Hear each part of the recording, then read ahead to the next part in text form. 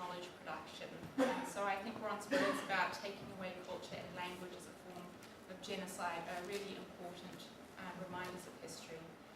We're talking about the importance of self-representation, who tells whose stories, and it's also about the nature of that representation. Are these stories told in the form of poetry or through fiction? Are they told in theatre? Or are they told in academic books, in academic articles? We're concerned with who is recognised as an expert and what forms of knowledge are seen as expertise. And we're really, really lucky to have two academics who also play a number of different roles with us today, two people who have explored these questions in really amazing ways. So I'm going to invite them to come and join us here at the front. The format today is going to be that we're going to hear from Richa and Janine. They're each going to speak for about 20 minutes, and then we'll have lots of time for discussion between them and the three of us. And then we'll have time for questions as well. We do have a clicker for you, Richa. And I'm going to introduce each of the speakers before they speak. So I'll introduce Richa and then okay. Richa Nagar is professor of the College in the College of Liberal Arts and holds a Russell M. and Elizabeth M. Bennett Chair in Excellence and a Beverly and Richard Fink Professorship in Liberal Arts at the University of Minnesota. Her multilingual scholarship, writing and teaching in critical development studies, feminist epistemologies, and on questions of translation and alliance work across north-south borders engages multiple genres, including theatre. She began her academic journey, as she's going to tell us later on today, with a focus on South Asian communities in Tanzania, and has worked closely with Sangtin Kisan Mazdoor Sangatan, a farmers and labourers movement in Uttar Pradesh, a state in India, since its founding in 2005.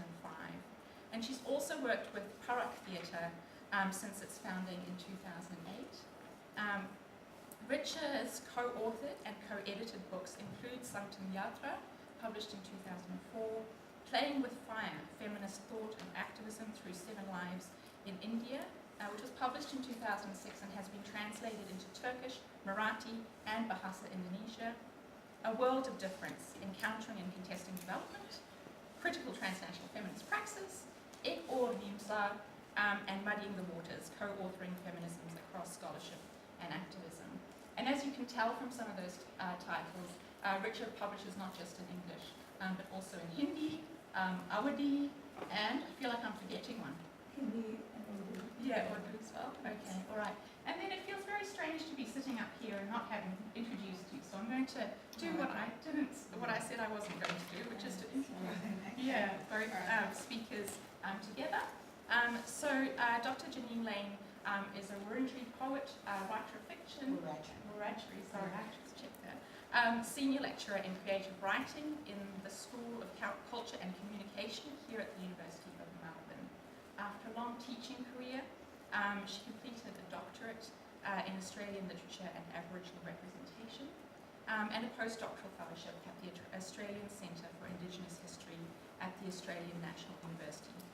She's the recipient of an Australian Research Council grant for her project, the David Unaipon Award, Shaping the History of Aboriginal Writing in Australia, a project that examines the growth and impact of Aboriginal writing on Australian literary culture since 1988. Her first volume of poetry, Dark Secrets After Dreaming, AD 1887 to 1962, published in 2010, won the Scanlon Prize for Indigenous Poetry, and her first collection of stories, Purple Threads, won the David Unaipon Award for an unpublished Indigenous writer, also in 2010. Her second volume of poetry, Walk Back Over, was published in 2017. Her poetry has been published in another word that I don't actually know how to pronounce, Hecate, an interdisciplinary journal of women's liberation, the Journal for the Association of European Studies of Australia, and the Australian Book Review. She's also published widely in the area of Aboriginal literature. it seems like these two academics and writers and producers of creative works are coming from two very different contexts, but we've just been having coffee together and discussing, and it's really remarkable the parallels and the overlaps in terms of politics of representation, in terms of the colonial histories, in terms of the power to represent and the politics of challenging that. How do we tell these stories? So Richa, I'm going to ask you to speak for 20 minutes. You've got the clicker, so it's just, yeah, and totally up to you.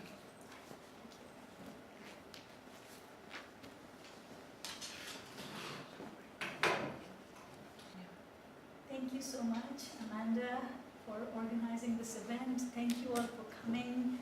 And it's just such an honor to be here with Janine Lane. And the welcome that we got from Ron Jones, it's really, it's moving, and it's also just such a, it just makes me really moved beyond words. I can't think of words in English in terms of what it means for me to be here and to be a recipient of his story and to be in this forum where I can, the meaning of what it means to talk, the meaning of what politics of knowledge making or what politics of storytelling means is completely transformed in this space. So I'm really humbled by that. So in this presentation, I just want to offer some starting points for a conversation by sharing some images from my journeys with people on 3 continents over the last 26 years. These journeys are journeys of collective storytelling, writing, and theatre, and they have focused on radicalizing the meaning of collaboration in ways that can spark and sustain anti-disciplinary agitation in academic spaces. And my purpose behind participating in these things has to interrupt dominant narratives of race, poverty, and development.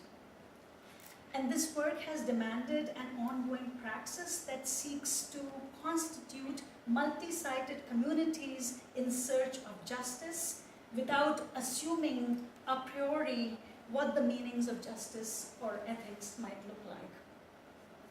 So, as Amanda mentioned, I'm going to just give you a few glimpses from this journey. So, I begin with some images from the city of Dar es Salaam in Tanzania. The images here are all taken from 1993, when Tanzania was rapidly changing from Julius Nyerere's socialist dream to a neoliberal multi-party democracy. And I stepped into this world as a graduate student from India who had made it to the University of Minnesota. Interestingly, it was after I arrived in the US that I realized how much of my educational training, all the things that educational training had been missing. And we had spent so much time learning about the Anglophone and white world, but not enough about the post-colonial, third world, global South contexts. And this search led me very consciously to East Africa, where I spent a big chunk of time between 1991 and 1993. So through more than 150 interviews and dozens of oral histories, members of the Asian communities in Dar es Salaam helped me to complicate the dominant comprador bourgeoisie image of South Asians, who were commonly known in Tanzania as Asians or Wahindi. So this first scene is a Sunday afternoon scene from the racially mixed working class neighborhood of Kariako, for those of you who may have been to Dar es Salaam. And in Kariako, many Africans lived side by side with Wahindi. Many of them were from lower castes or classified in India as other backward classes, and also from Sunni backgrounds. And many of these people were also of racially mixed origin, commonly known as either half-caste or Chautara in Dar es Salaam. The second image is from Dar es Salaam's Sikh Gurdwara, which includes Sikh women of mixed Asian and African parentage whose families had lived in Tanzania for 3 to 4 generations, as well as many who had immigrated very recently at that time to Dar es Salaam from India in the aftermath of the 1984 Sikh massacre, which was a series of organized pogroms against Sikhs in India by anti-Sikh mobs immediately after the assassination of Indira Gandhi. With the exception of spaces like Kariako and its vicinity, Dar es Salaam's Asians were spatially segregated from the African communities along racial lines, and they were socially segregated from other Asian communities along caste and religious lines. And so this third scene of Hindu children playing cricket comes from the Kisutu Street, which was also called the Temple Street, and it was called the Temple Street because there were like 24 different caste and community halls owned by different Hindu groups on this little stretch called the Kisutu Street. So the work in Dar es Salaam triggered a new quest for me. The people among whom I worked wanted to access, critique, and expand. They wanted to use the work in multiple contexts in the very sensitive political times that that country was seeing then. They were also inspiring me to come alive as a writer, artist, and thinker in multiple languages, such as Hindi, Urdu, Gujarati, Kiswahili, and also in multiple genres, such as fiction, poems, and journalistic writing. However, there was no place or value for such collaborative or creative endeavors in the academic department where I had begun a tenure-track job in 1995. This led me to grapple with multiple questions. First, how can scholarship build partnerships with struggles of the places and people that are often designated as the field? Second, why those who enabled the experts to become knowledge makers do not really become the key critics and evaluators of that knowledge, even though sometimes their questions are more cutting edge and more challenging, and yet they're dismissed. Third, I became concerned about A, the languages in which that which was validated as knowledge was produced, and also B, about how certain forms, genres, and languages in which critical knowledges were made were consistently discredited and devalued in many research universities in the United States of America. These questions also made me realize that in order to take up these questions, part of the labor should also be focused on mustering the cultural, socio-political, and practical tools to fight any consequences that might emanate from stepping into politically risky territory. And all of this led me to become immersed in the work of NGOs that sought to empower poor women in North India. So in 1998, I worked with Vanangana, a women's organization in rural Chitrakoot in India's Bundelkhand region. And this image that I share here is from Vanangana's famous street play, Mujhe Jawab Do, or Answer Me. It's still being staged, but I was involved in multiple stagings and rehearsals of this play in 98 and 99. This play was created by the organization's workers to begin a difficult social dialogue against domestic violence in this extremely impoverished and difficult area. The play showed the ways in which gender, caste, and class-based structures of the family and the state colluded to hide the murders of women.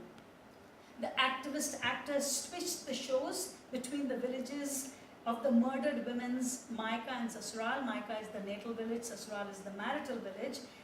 And through these alternate stagings, they reflected on the ways in which caste class configurations of the villages shaped the conditions under which women were killed, as well as the fights against those murders that were allowed to happen or that were stifled precisely because of those class caste configurations.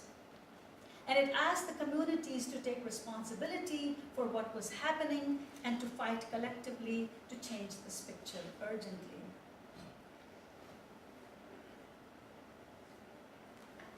So the work in Bundelkhand also began another search for me, which was how to resist the transformation of the lives of those on the margins into projects that can be tackled by the non-governmental organizations or NGOs. And this phenomenon is what many have called the NGOization of grassroots politics. And this paved the way for what is now over 16 years long involvement with the Sangatins in Sitapur district of Uttar Pradesh. So Sangatin is a beautiful Awadhi word that stands for deep reciprocity and solidarity among women. And our first book, Sangatin Yatra, Saat Zindagiyon Mein Lipta Nari Vimarsh, emerged from the labor of intense co-authorship that was undertaken, as Amanda mentioned, between 2002 and 2004 by 8 women activists and me. And here you see the 9 of us after the full draft of the book was complete.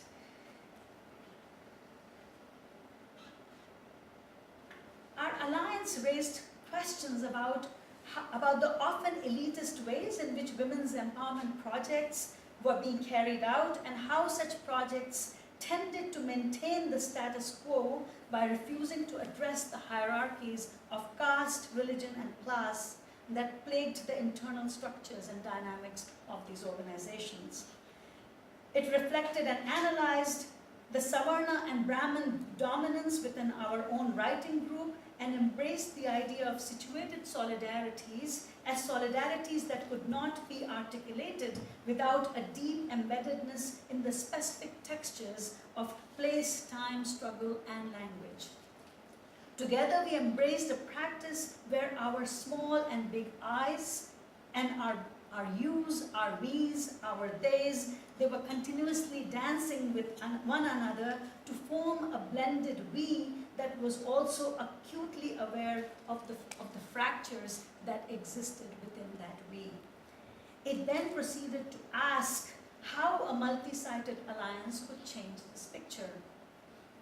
It asked how the truths and critiques that we had co-authored could also be co-owned in ways that they could decenter the big I's and they could be mobilized by each one of us in the alliance in the multiple sites that we inhabited, whether it was our homes, our families, our multi-generational communities, or our workplaces, including the violent workspaces of the NGOs and academia.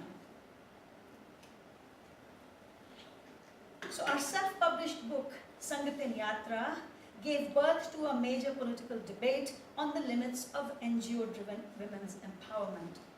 While the truths about caste politics and gendered violence that the authors lived in the intimacy of their homes and villages were readily accepted by the feminist organization where the authors were working, it was our critiques of how the structures of women's NGOs effectively turned the village-level mobilizers into the maids of feminist madams who ran the NGOs that produced a massive furor.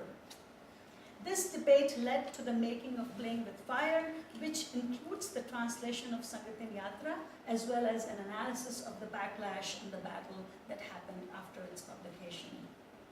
So just to give you a flavor, I'm gonna read the last few paragraphs of the translated part of Sangatin Yatra.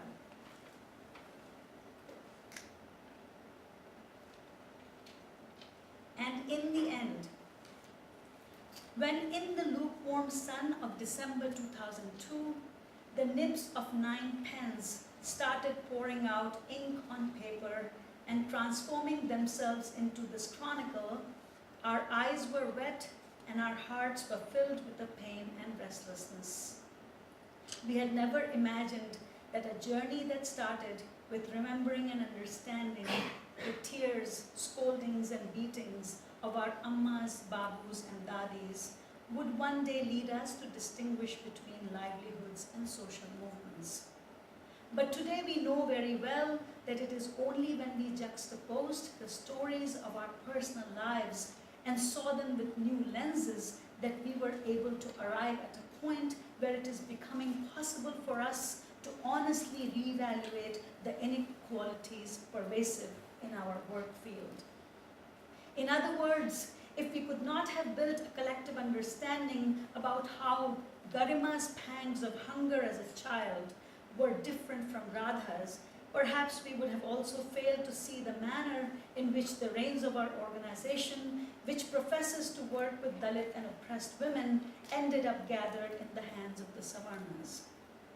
And if we had not grappled with the deep-seated double standards associated with untouchability and parda in our own hearts, where would we have found the insights and determination to question the double standards in the thoughts and actions of celebrated figures in the worlds of NGOs and academia? The strong bond that moved us from ink to tears has today brought us all the way from tears to dreams. If there are new hopes along with new shapes and colors in these dreams, we are also aware of the new complications, dangers, and risks that reside there. And we are also aware that at the very least, this collective journey of creation has united us in a closed fist. We hope that this fist will continue to become stronger and that we will gain the support and strength of many, many fists like ours. Only then will we be able to create a world in which small groups like ours have the heart to dream big dreams with ordinary people for their happiness on our own terms, by the force of our own thoughts and in our own languages. So that's the quote from Playing with Fire. So the writing of this book and the battle surrounding Sangatin Yatra gave birth to a movement of small farmers and landless laborers that was mentioned by Amanda. It's called Sangatin Kisan Mazdoor Sangathan, or SKMS, which now consists of more than 8,000 members or sathis, and 99% of this movement is Dalit, and 50% of the people are women, and many of the women are in leadership positions. So the images I share here, one is from 2007 and the other is 2012.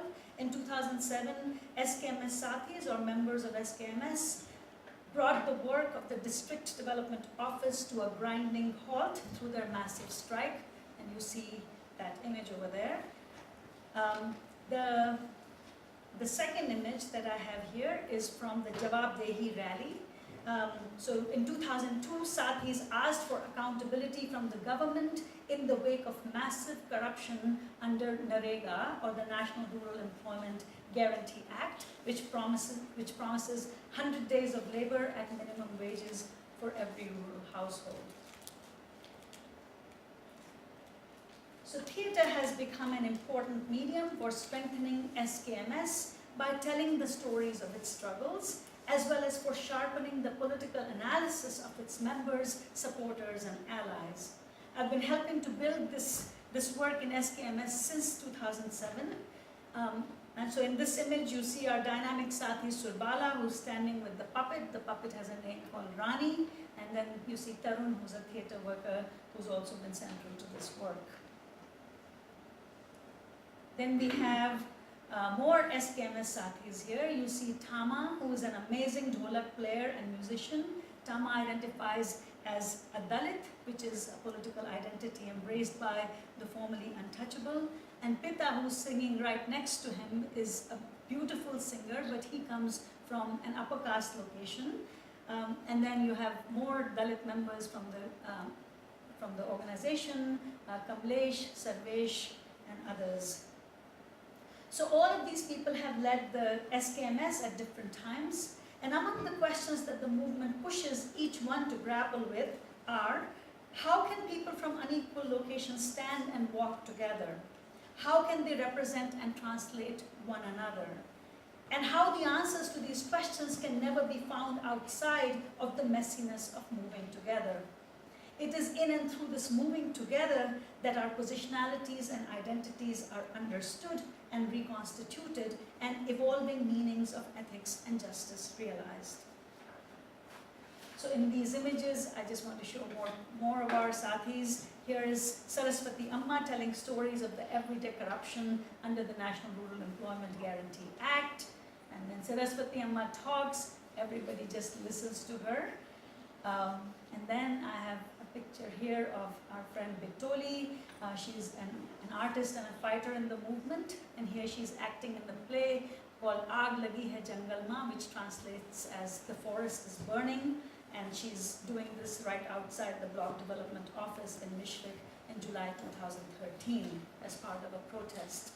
And then we have Prakash here, who's acting as India's Prime Minister in a play called Inqilab Humre Dam Se Aayi, Revolution Will Come From Us. This play focused on the effects of Modi's demonetization policy on the poor and Dalit communities in Uttar Pradesh's villages. So these images are linked with my argument that we must reimagine translation as a dynamic, multi-directional and unending process of ethical and politically aware mediation that remains hungry for continuous deepening of relationships and for unforeseen political possibilities in search of justice.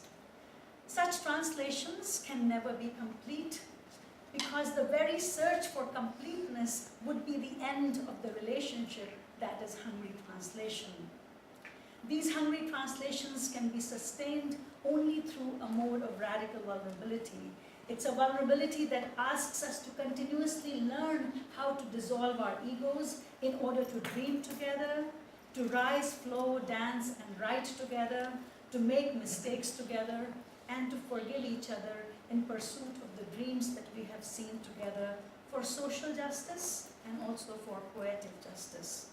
And such radical vulnerability is not formulaic, and it cannot be demanded. So the theatre work with SKMS Sathis inspired Tarun Kumar and me to co-build an initiative called Parak, which means close examination or scrutiny.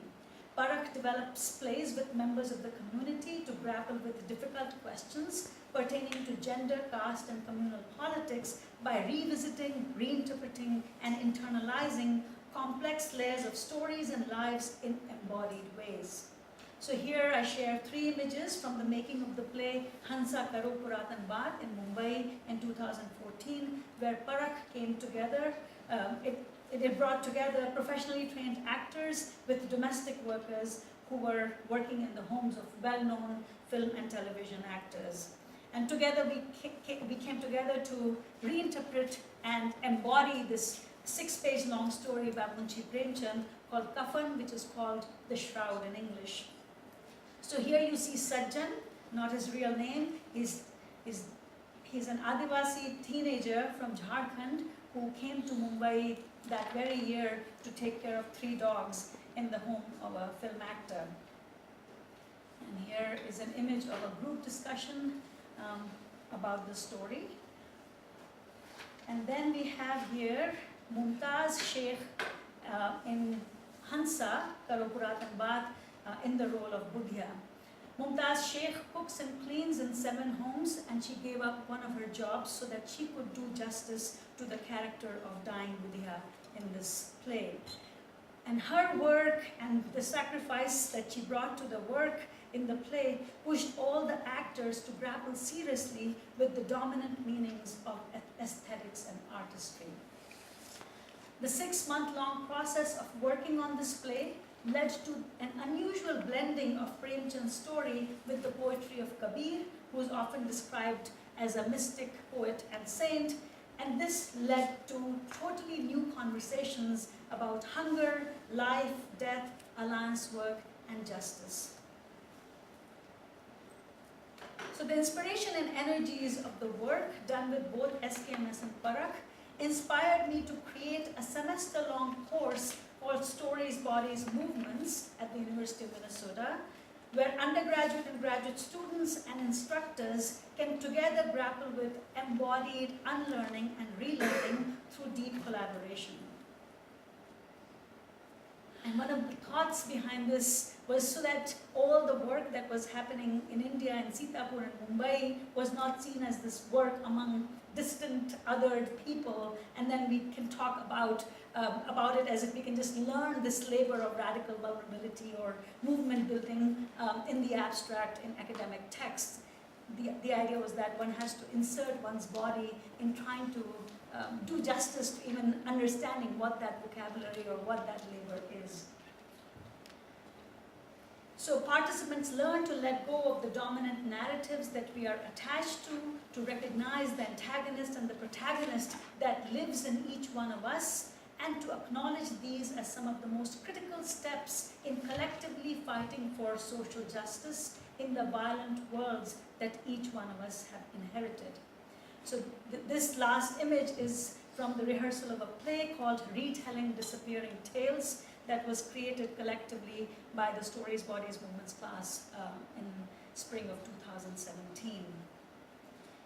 So these journeys have inspired me to frame my forthcoming book, Hungry Translations, Relearning the World Through Radical Vulnerability, around the idea of movement in many forms. Political movement, embodied movement in theatre and in rallies, movement of words, of gestures, of meanings, emotions, and how all of these things can come together to move those who inhabit spaces of formal learning.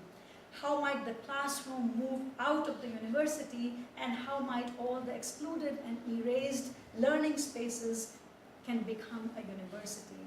And this kind of work embraces anti-expertise as a theoretical, political, and artistic commitment. In all of this collective grappling of who tells the stories of whom and how, writing, sharing, moving, all become a kind of turbulence and ongoing agitation. Movement, Sangatan, in togetherness with bodies, breaths, emotions, words, worlds, traces that walk, fight, stretch, expand, deepen, pull in different ways, hungry journeys of loosening bodies, passions, visions, words in remaking, in concert, Andolan. Movement, shifts, agitation, passage, emotions of sathis that trigger actions, affects, effects, tireless dreams, screams, responsibilities for justice, unending lessons heeded in the soul before the next utterance, halt, turn, in the journey, in the sentence. Movement, move heart and mind in response to another's. Movement, translations, forever struggle to write responsibly.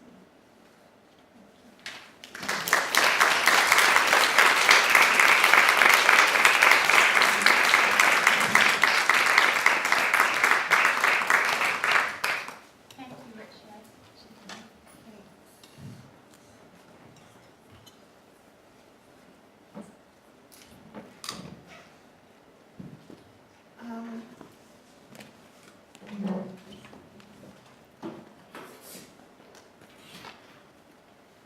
Good afternoon, good evening, everybody, and thank you for coming. You all hear me okay? I'd like to acknowledge that I'm on the lands of the Wiradjuri people and pay my respects to the Kulin Nations and the elders past and present. Also, any other Aboriginal and Torres Strait Islander people here this afternoon, and those representing minority groups who are here this afternoon, which will be the topic of my paper. I'd also like to acknowledge my Wiradjuri ancestors at home on the Wiradjuri River, New Gunnerbah. I'm going to talk about the struggle closer to home, and I'm going to the stories closer to home. And I'm really, I'd like to say I was delighted in the welcome that Uncle Ron did, and it was wonderful, but he reminds us all about how much our own backyard needs cleaning up. And I'm going to talk about the struggle to keep the first stories of the nation. And I'm going to bounce across two papers. One is published in Overland, and it's called Other People's Stories. Another one is forthcoming called Subject to the Imagination. And I'm going to move across these two papers because from a different perspective they concern, their concerns are, my concern is concerns from the dominant majority about censorship and freedom of artistic speech and what that does to minority groups at the moment, or what that potentially does. In the late 60s, when I was about 8, I announced to my aunt that I wanted to be white. I might look pale enough, but it's not good enough in a country town of a few hundred people where everybody knows who your relatives are. And this country's funny about colour. So I said to my aunt, I want to be white, because I explained if I was white, I would see myself everywhere. On the television, on posters, in magazines and in books. And even at that young age, I knew that I was unlikely to recognise myself in a textbook in the 1960s. And if I did, it would be as a primitive, half-naked, thieving, violent savage, or a tragic, drunken relic of a civilization on the brink of extinction, or possibly a wanton woman like a Venus half-caste type. My aunt laughed and said, I was born black. And she said, that's what you were born, so you'll be it. And she told me it was important to learn how white people think, especially what they think of others. How white people see us, Aboriginal people, the Aboriginal other, is a good indication of their worldview, or a bad one, as the case may be. She also emphasised the importance of learning how to write. Maybe one day, she said, I would write a black story in a white language, and if people were black, if the people in it were black, it'd still be a black story, or perhaps a black and white story, since I would know a bit about both. So I went on sometimes quite resentfully with school, and I was exposed to a catalogue of misrepresentation of me and my people, and as we studied the literature of Eurasia, in which all things Aboriginal are either written out or written over the top of. One particularly poignant example was encountered in senior high school when my English class in 1979 read a book called Wiradjuri by Catherine Susanna Pritchard. It's canonical. People still read the book. The novel was set far away from my country, but I still see myself in its racist representation. I could still see myself at the time in its racist representation. It struck me that thousands of years of Aboriginal culture and spirituality were being reduced to a base instinct. Wiradjuri and her fellow Aboriginal women were cast as victims of their own rampant sexuality, and it was their animalistic desires that destroyed them, not white men. And the colonial scheme imposed on these Aboriginal people was presented as justified. It was to save them from their base instincts. The novel upset me. My teacher said to me, don't take it so personally. I was the only Aboriginal person in the class, and she said, don't take it so personally. This is not a book about you. But it was. The fact that some of the students took to calling me Wiradjuri, who's the name of the main character in the book, and that others dismissed me as not a proper Aboriginal, because I wasn't a full-blood, made it clear to me, both then and now, that it was about me, that book. And more than that, Pritchard was talking about my grandmother, my aunts, my mother, and other Aboriginal women that I knew in that representation. Yes, she was talking about all Aboriginal women. And this is because literary representations are never benign descriptions. They enter into a space and shape national consciousness. And Wiradjuri is a widely acclaimed white story about Aboriginal people, and it's considered by most to be an important part of the literary heritage. And for this reason, it's one of the books that's carefully selected to feed the young minds of the future. Thus, Wiradjuri's representations, along with that found in other canonical texts, becomes the authoritative narrative of settler colonisation. For many Aboriginal Australians, it is the way that settlers learn about us, is through this kind of literature. Because very few people know an Aboriginal person, or know an Aboriginal person well. We are 3% of the population, after all. of the Australian literary canon reads like a litany of othering, and in the literature of invasion and erasure, the first person othered in that literature was us, the Aboriginal person. In his seminal study of the Australian literary landscape undertaken in 1978, this Canadian guy called J.J. Healy looked at the placement of Aboriginal Australians in the settler literary canon since about 1815, and it reads like a litany of othering. We see Aboriginal Australians constructed and reconstructed in literary canons as exotic, primitive, noble, savage, innocent, childlike, barbaric, depraved, fringe dweller, violent, demonic, aggressor, a tragic half-caste, a Jezebel, more recently a militant troublemaker, a cultureless urban mob. That's what settler media really plays on at the moment, or a divisive minority. Much of that canon is like a litany of othering. And representation from the other side of the silence is a relatively recent phenomenon in Australia. It's really recent. Healy, the same person I referred to, noted that Australia in the 20th century viewed itself as a new nation that constructed its own myths and ideological sense of itself through its literature. All new nations construct a sense of themselves through their literature. You may kid yourself about policy, politics and history. It is really the literature that brings forth the sense of identity that people have, and that the nation has as well. So Healy went on to predict that in the mid-70s, as Aboriginal peoples began to represent ourselves in print from the mid-70s onwards, and this paper, I don't want to make it sound so easy, like we began to represent ourselves. There's a big struggle there that is beyond the scope of this paper.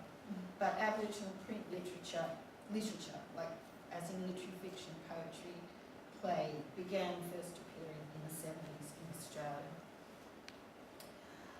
He went on to predict that white Australian writing might go into, for a moment, the kind of silence that Aboriginal writing emerged from. But it's wrong. Or if there was a silence at all, it was very short-lived, because in 1990, Chippewa poet Lenore Kissig Tobias wrote, "Critiques of non-native writers who borrow from the native experience have been dismissed as advocates of censorship and trying to shackle artistic imagination. But our intentions are prompted by something much deeper." Kissig Tobias's essay was republished, 1990 essay called "Stop Stealing Native Stories," was republished in 2017, which says something in itself about how First Nations people feel about charges of cultural recreation, and how we feel on the other side of this unlimited imagination that the dominant group is claiming this. You're right.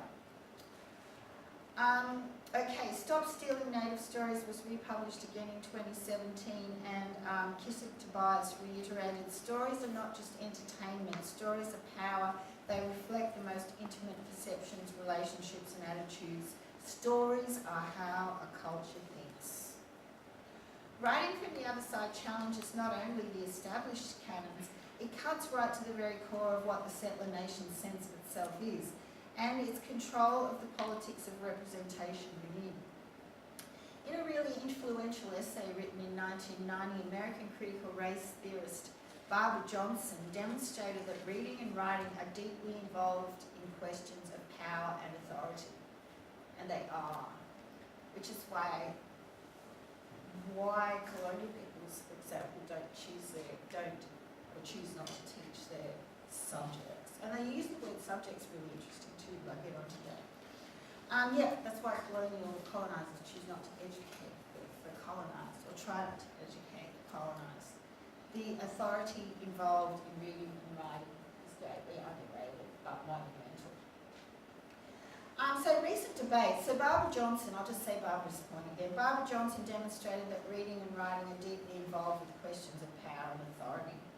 And recent debates around cultural appropriation, the job of fictionists to create vital empathy, or in some cases use their imagination and write what they like, evidence the interruption publications by and critiques from writers from the other side have on literary economies of privilege.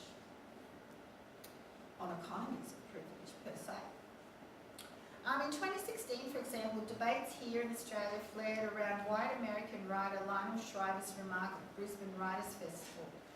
Shriver described cultural appropriation as a fad and dismissed the rights of minority groups to call out problematic representations, arguing that such claims stand in opposition to fiction's role and purpose. Charges of cultural appropriation, Shriver claimed, denied writers, white writers, the ability to create characters from diverse backgrounds.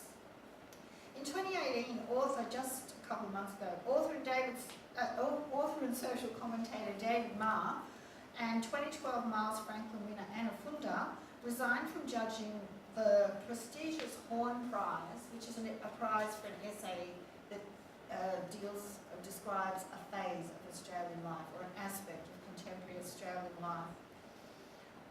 Marr and Funda resigned from the judging of the Horn Prize because Saturday Paper's Eric Jensen, who administers the prize, announced that the prize would not be seeking or accepting this year, this is a quote, essays by non-Indigenous writers about the experiences of First Nation Australians, essays about LGBTIQ community written by people without direct experience within that community, and any other writing that purports to represent the experiences of any minority group of which the writer is not a member. David Marr and Anna Funda were outraged. Marr responded at once with his resignation, reporting that he was a big critic of restrictions, and men could write about women, and gays could write about straights, and blacks could write about whites. Jensen defended the new guidelines and said they were an attempt to reduce the amount of condescending and chauvinistic accounts of particular groups by other Australians. But David Marr argued you have to judge something on quality, and it's likely to be higher when there's direct experience. Although a good question is, if they're all white judges, how will they know what to look for? That's a good question.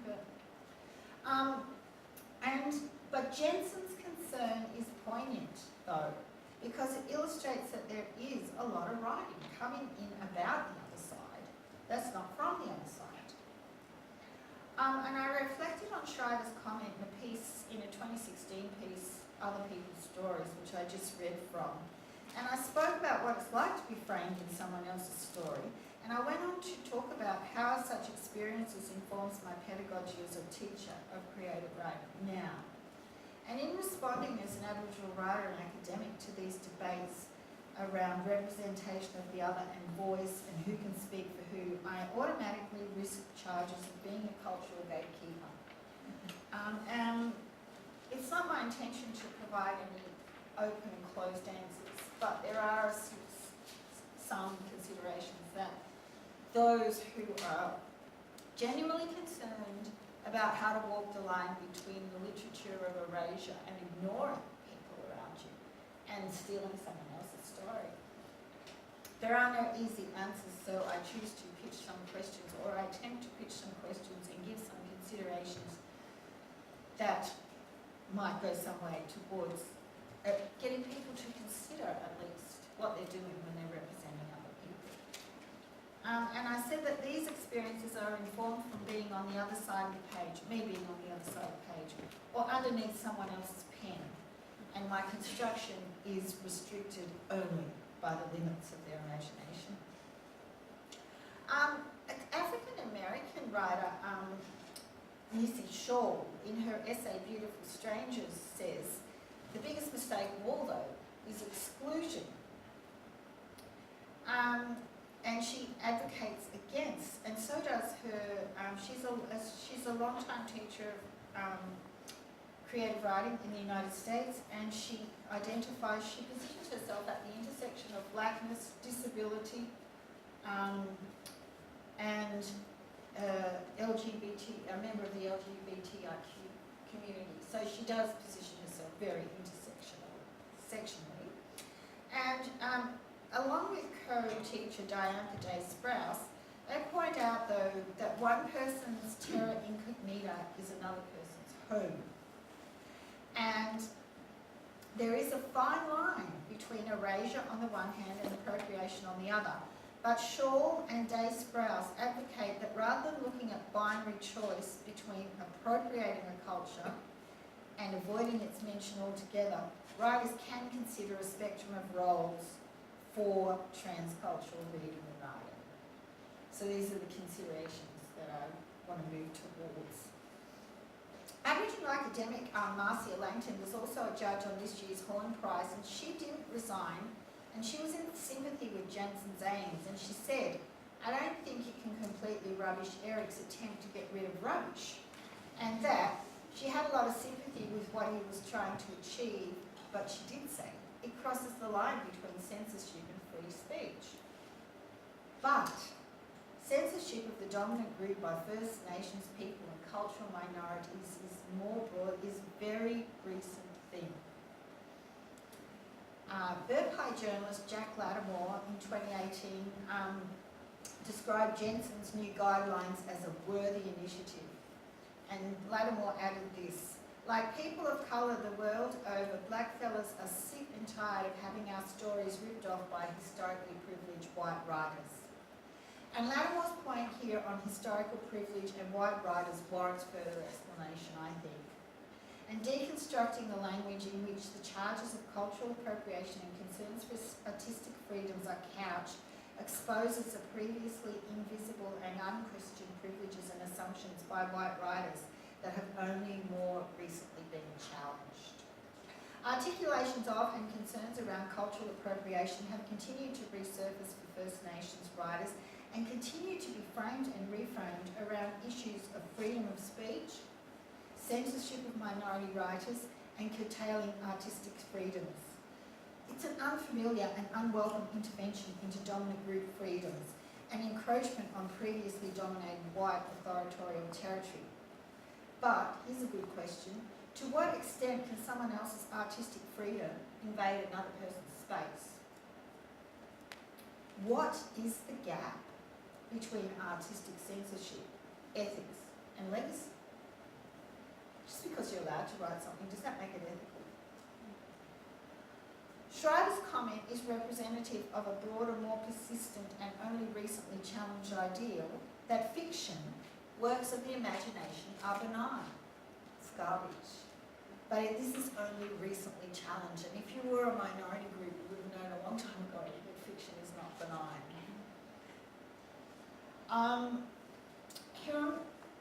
Hiromi Goto's six-stanza poem, Notes from a Cultural Appropriation Panel, interrogates majority concerns and privileges from the other side of the representational paradigm. And I'll finish. That wasn't a bell. I don't know what it is. It's all right. I just want to read you an excerpt from the poem. I'm close to finishing. My subject position, this is Goto's poem. My subject to an appropriation panel, speaking back to charges. My subject positioning does not reflect your object placement of your anthropological imperative, soothed by your liberal heart. We will agree to disagree on your Buddhist mantra as you keep stuffing geisha into my house. I'm frightened. Your imagination is not my reality. I do not trust you. I have read of your imagination for 5 centuries. That's what I mean about fiction. Goto's concerns are also close to my own when she asks, how does it feel to be the subject of someone else's imagination? And her choice of the word subject in the opening line strikes a chord too, as the term has a different meaning in the Australian colonial context. All Aboriginal people are subject to colonial rule that continues to override our stories and experiences and voices. And we are the subjects too of the colonial imagination in fiction. These fictional representations are not benign and impacted on the representative represented, this is a really important point, these fictional representations were not benign and they impacted on the represented in ways that the writers, speaking of imagination, the white writers could not possibly imagine. They could not possibly imagine how their fictional narratives impacted on the lives of those minority groups that they chose to represent.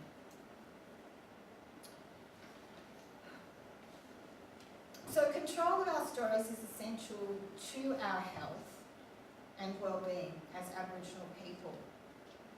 Day Sprouse and Shaw allude to a space between stealing and misrepresentation, between stealing, misrepresentation and disrespect, and respectful cultural engagement and reciprocity.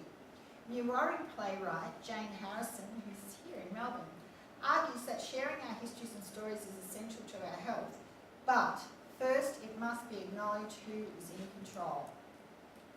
Harrison's comment elicits the underlying issue, control, and this goes back to Johnson's comment about the relationship between reading, writing, and the nature of authority. Stories are powerful and can cause great damage as well as great good. Acknowledging who owns the stories and how they are shared is the difference between respectful cultural engagement and reciprocity and stealing someone else's voice. And the very point of writing from the other side is that it comes from the other side. The value of the other voice is that it is spoken by the other voice. How important is it that stories come from the voices, realities, experiences, histories, subjectivities of minorities who have lived them, rather than the dominant settler culture? How important is it that they come from those voices who own the experience? In reality, First Nations writers, minority writers will never be able to censor the artistic freedoms of settler writers. The fact that the new rule for the Horn Prize was rescinded evidences this, that rule was rescinded. J.K. Rowling's recent work of fiction, A History of North American Magic, which appropriates North American Indigenous cultures and stories, is another clear example that dominant groups' artistic freedoms are alive and well.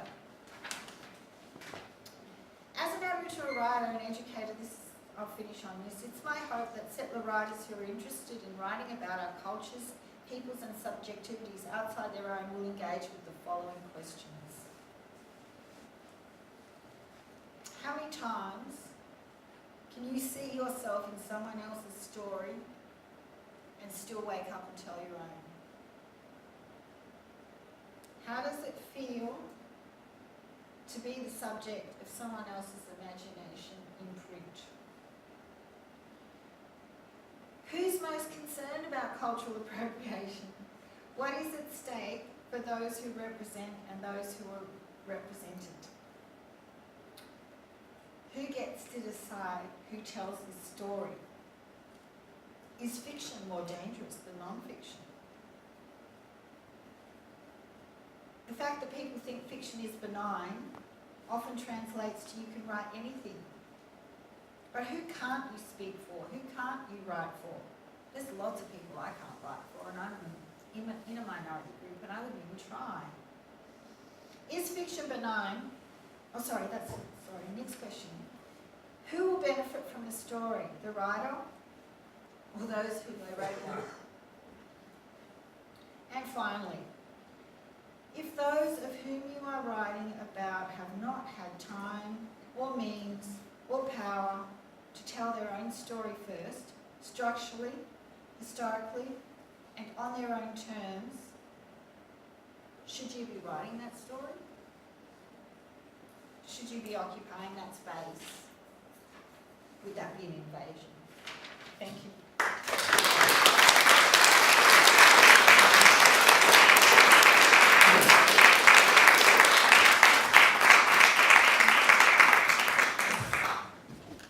Thank you so much, Janine and Richa.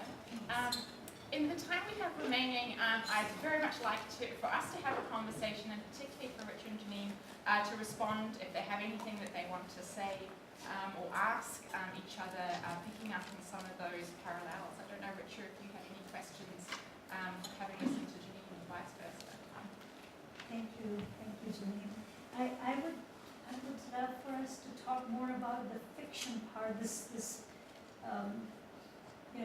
thread that kept coming up about fiction being benign or not benign, and like what is so scary about fiction, in terms of, and then also I guess, so just to kind of connect with Sangeetan Yatra, playing with fire, one of the things that the women activists did as they told their stories was to choose fictitious names for themselves, Yeah. so that it was through the fiction that they believed that the greater truths can be told, and so this I just wanted to I was wondering if you could talk a little bit about this divide between fiction and non-fiction that is that we have inherited. But really, in your work, how do you approach this fiction, non-fiction binary, and is this something through which co-authorship also happens, that when, even in that singular voice that writes the story, in your context, you're talking about who's the teller of the stories of minorities, but is that singular voice also carrying many voices in it, and is the binary between fiction and non-fiction also being problematized and eroded in challenging ways in that labor? Okay. There's a lot of questions there. Look, the divide between non-fiction and fiction is challenging, and I like to sort of try and overcome that by using the word story. So we use the word story in our community, and a story is all sorts of different kinds of things. So a story is a better way to look at it, and whether you see yourself as writing fiction or non-fiction, that then puts the responsibility back onto you, because is it a story? Whether it's fiction or non-fiction, it is a story, isn't it? And story has a great deal of cultural value, cultural competency, where I come from. And nobody where I come from, really, if someone said, I'll tell you a story, no one would say, is it true? Or no one would say, is it not true either? It has this value. So I think that's one really important point, that any story has some value and exists for a purpose. And when it exists, like as a form, as something corporate, it is actually real, that people are engaging with something that is a story. And I think that's an important thing to think about.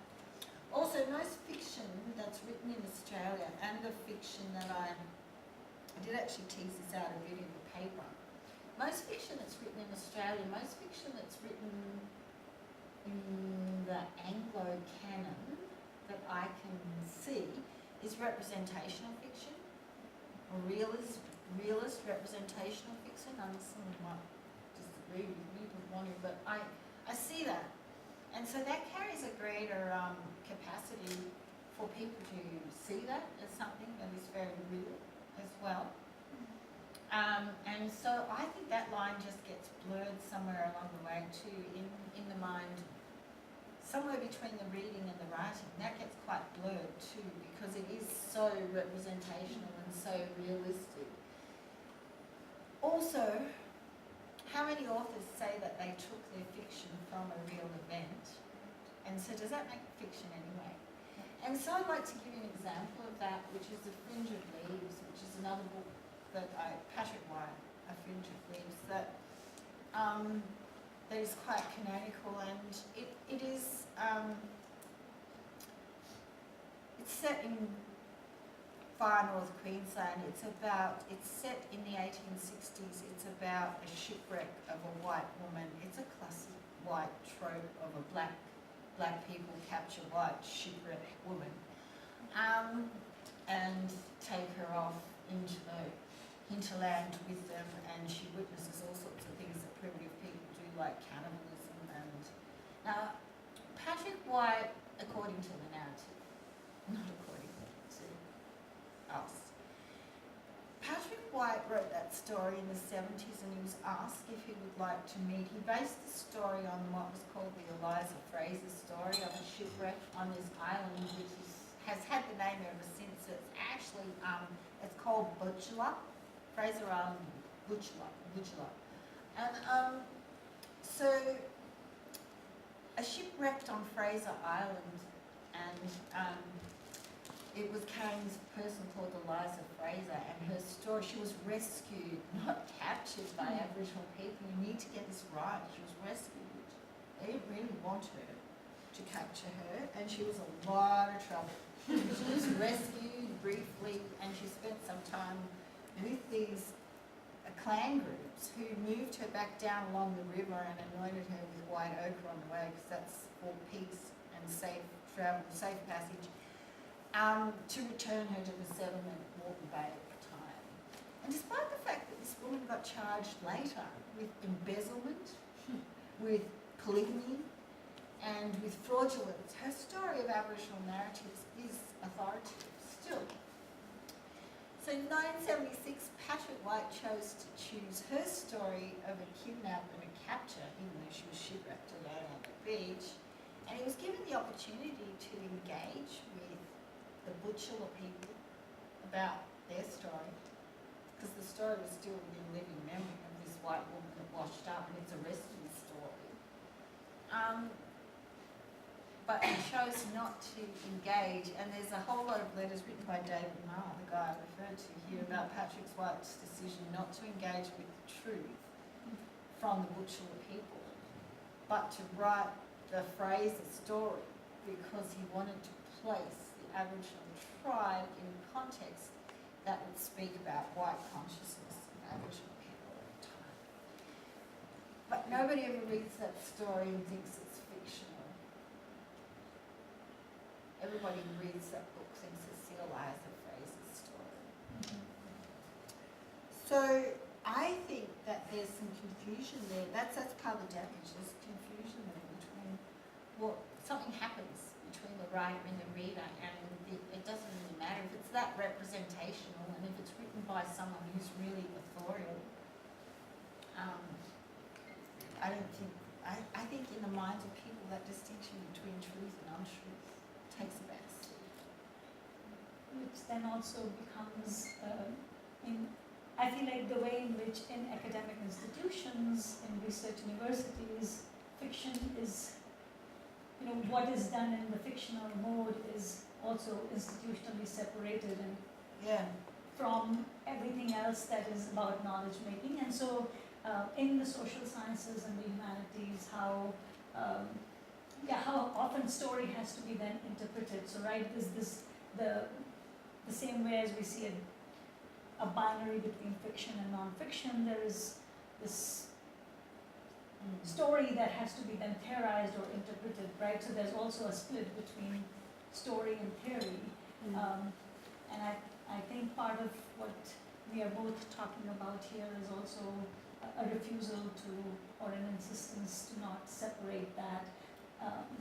And also I would add strategy, politics and strategy as also being part of that same mix, that a refusal to separate theory, story and strategy is something that I think we are both talking about in different ways. I wonder if I might jump off that and add a question to it, which is thinking about the way that you both challenge, expert knowledge is what we think of as the expert, and challenge authority to define. How do you feel about writing for academic audiences? You both write and produce stories in a number of different ways. How do you think about your academic work in that context?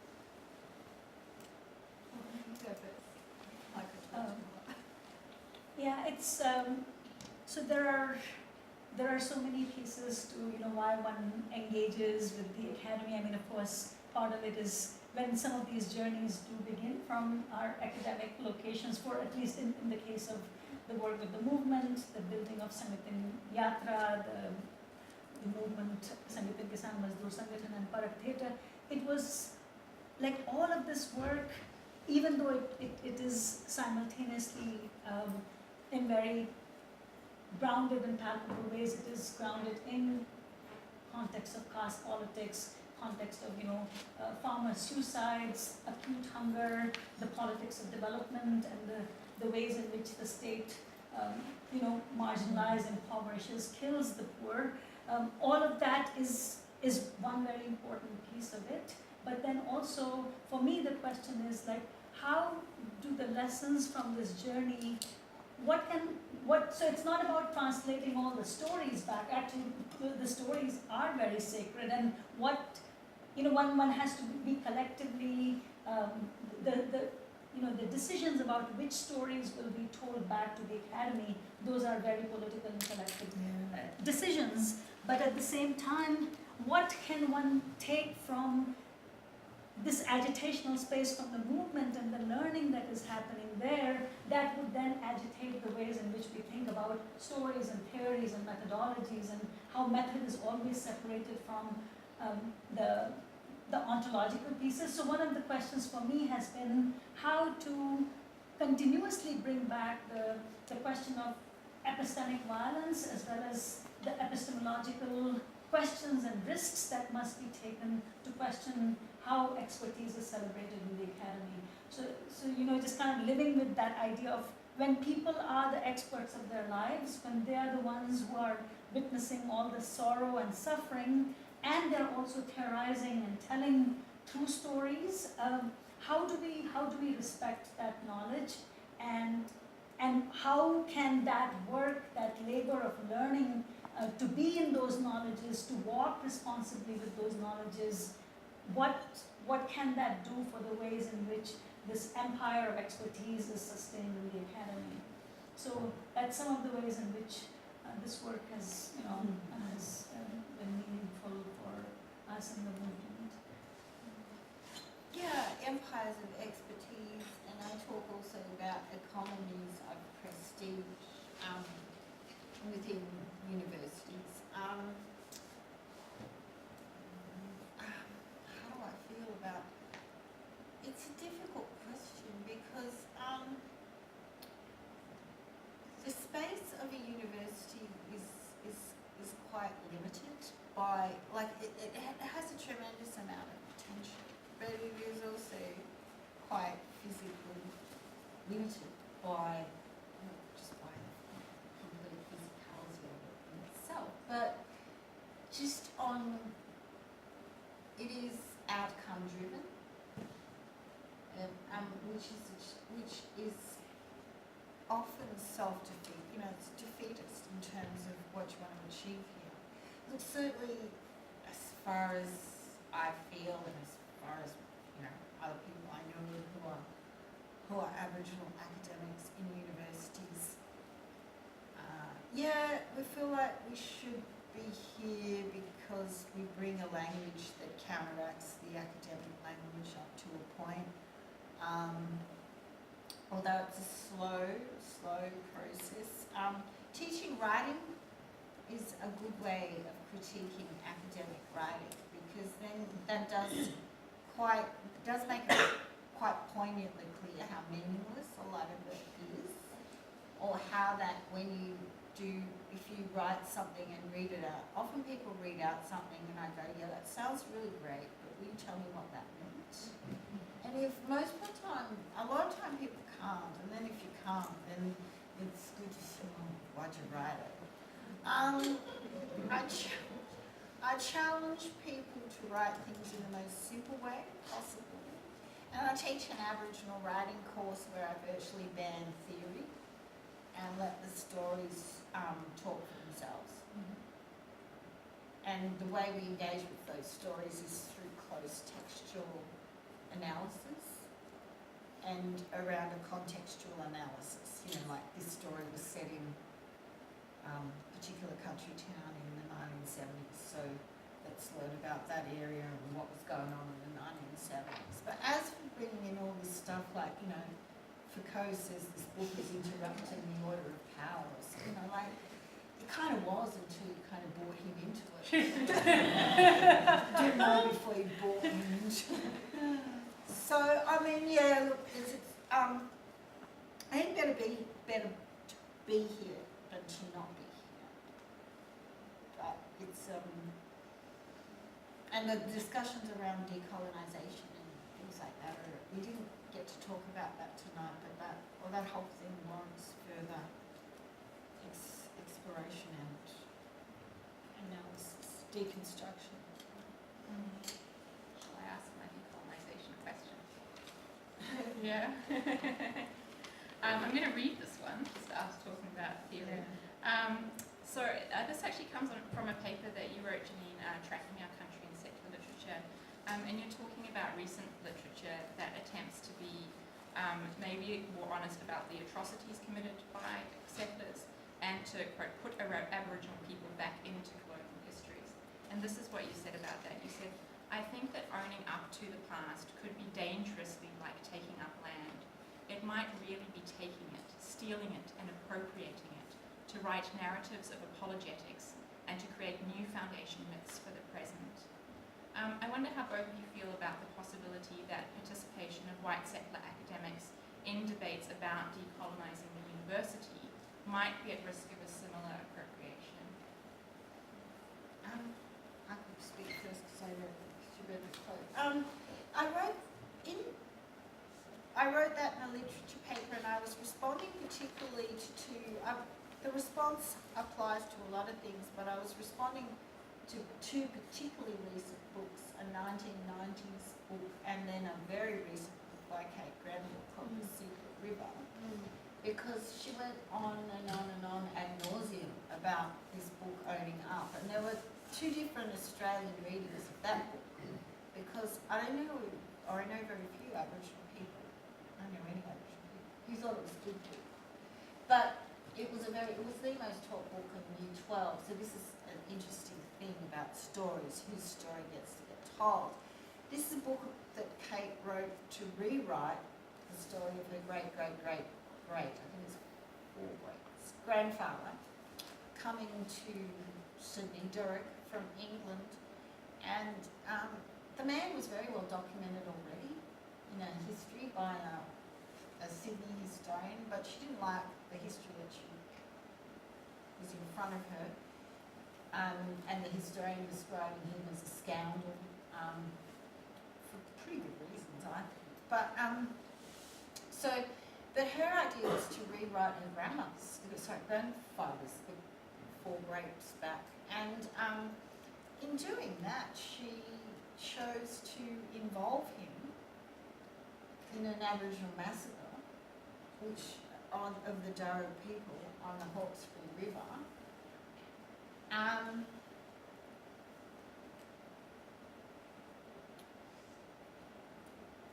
Involving him in that, although the real man may well have been involved, but her way of involving him in that massacre was to make him look like a better settler, because he was very conflicted about his involvement in the massacre. And she made much of that conflict.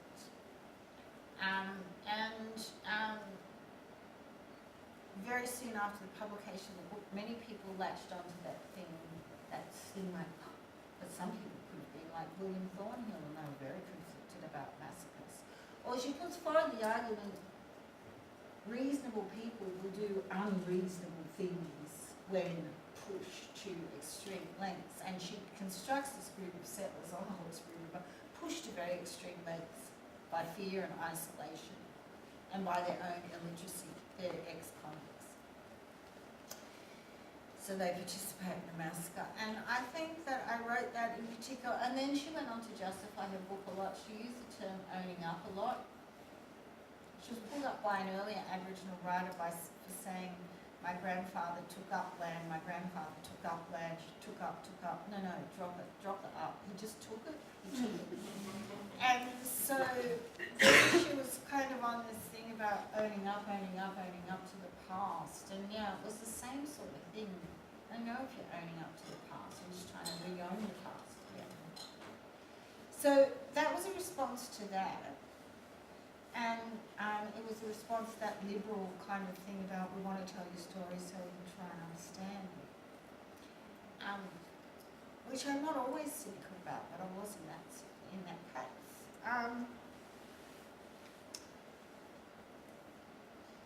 On collaborative works, I think I want to know why people are wanting to do collaboration. Like, why do you want to do the collaboration?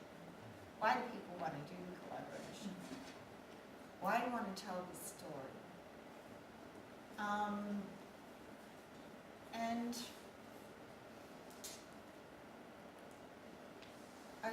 I also think that there's this weirdness going on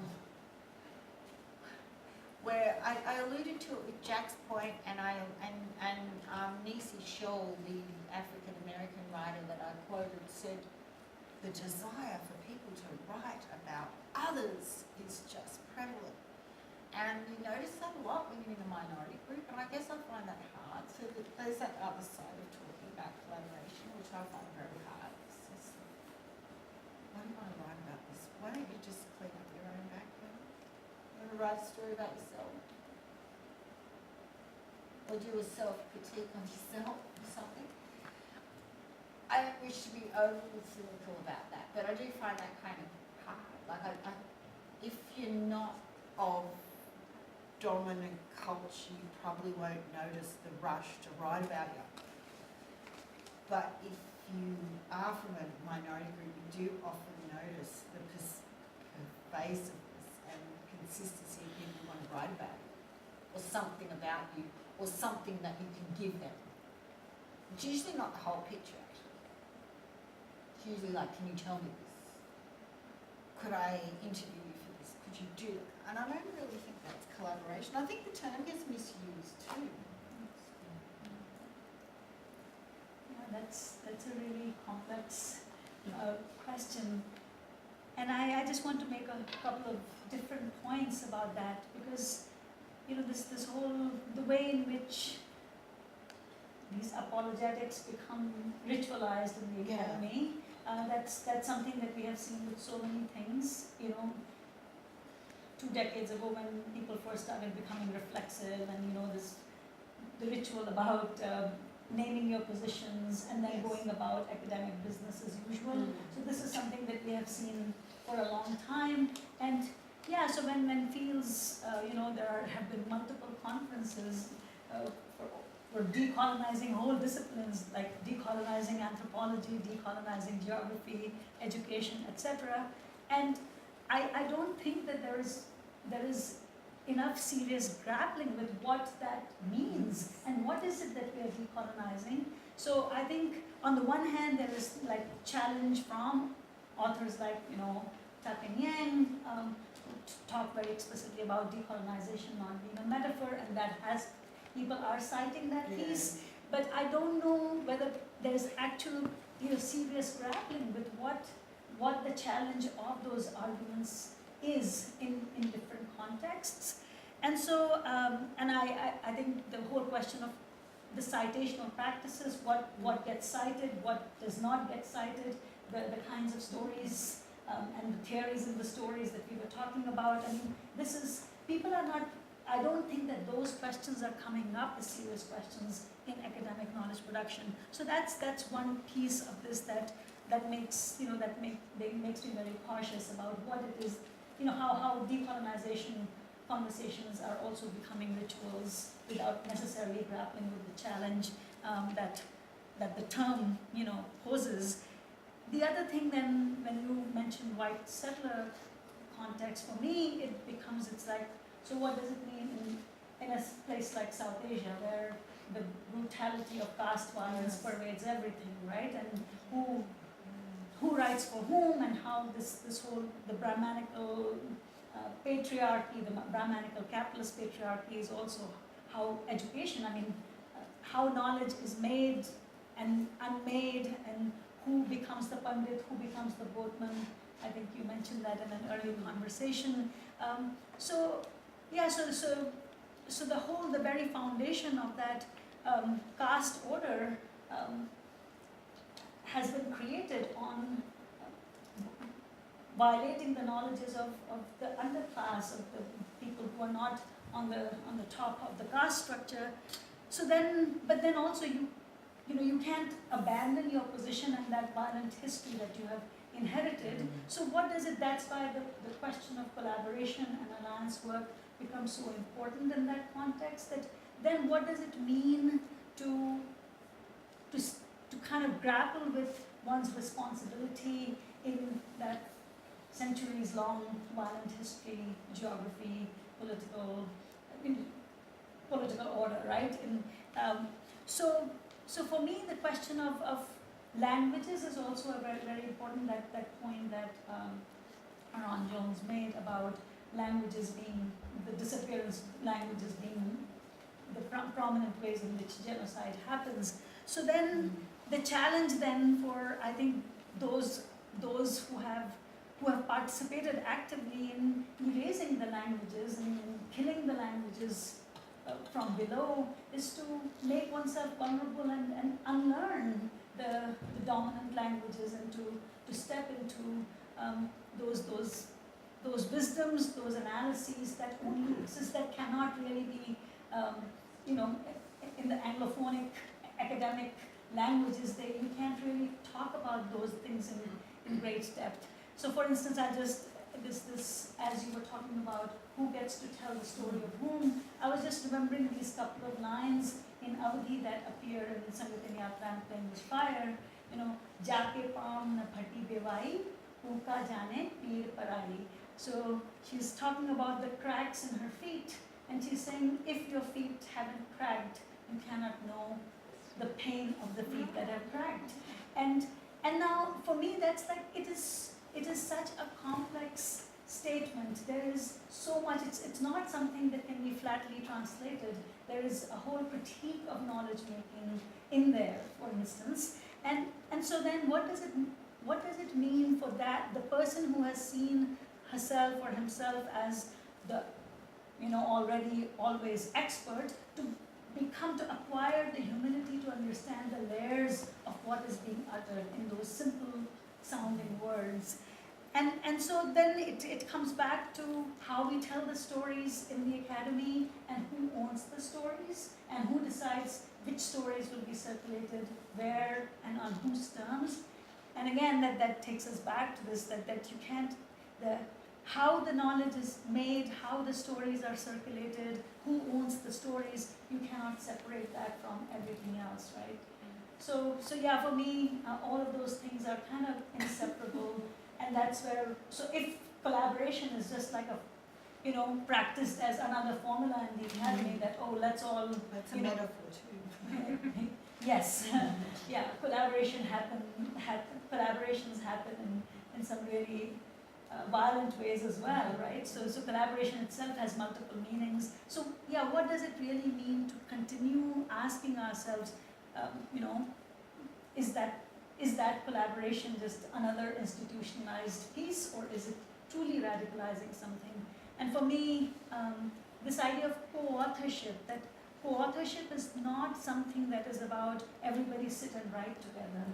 It is about letting go of things that we are attached to. It is all about unlearning and relearning. It is about people who may not have formal literacy, but in that process of sharing authority. So can co-authorship be a radical sharing of authority?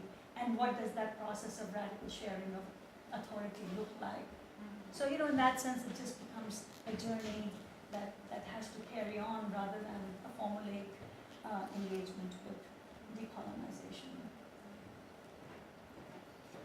Right, I'm conscious that we're quite over time, so I would like you all to join with